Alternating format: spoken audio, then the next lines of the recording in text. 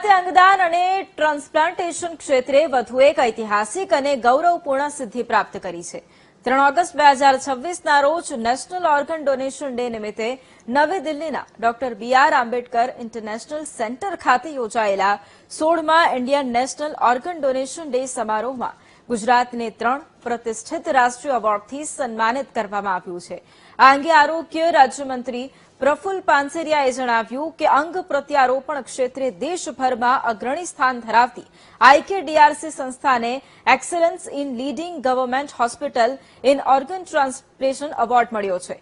સાથે મૃતદાતાઓમાંથી સફળતાપૂર્વક અંગોના રિટ્રીવલ માટે અમદાવાદ સિવિલ હોસ્પિટલને best non transplant organ retrieval સેન્ટરનો એવોર્ડ અને સુરતની નવી સિવિલ હોસ્પિટલને બેસ્ટ બ્રેઇન સ્ટેમ ડેથ ટીમનો રાષ્ટ્રીય પુરસ્કાર પ્રાપ્ત થયો હતો। ગુજરાતને મળેલા આ સન્માન બદલ તમામ તબીબી સ્ટાફને આરોગ્ય રાજ્યમંત્રીએ અભિનંદન પાઠવ્યા છે। IKDRC એટલે કે કિડની હોસ્પિટલને excellent in leading government hospital in organ ટ્રાન્સપ્લાન્ટમાં એવોર્ડ પ્રાપ્ત થયો છે, જે આપણા માટે સૌની માટે ભારતની અંદર કિડની હોસ્પિટલ અમદાવાદ જે આપણી ગવર્મેન્ટની હોસ્પિટલ છે એમણે વધુમાં વધુ કિડનીના ટ્રાન્સપ્લાન્ટ અને ઓર્ગન ટ્રાન્સપ્લાન્ટ કર્યા છે।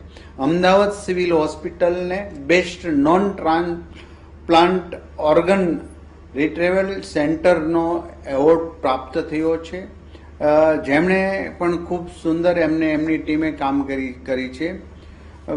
Civil hospital Surat best brain steam death ટીમનો એવોર્ડ પ્રાપ્ત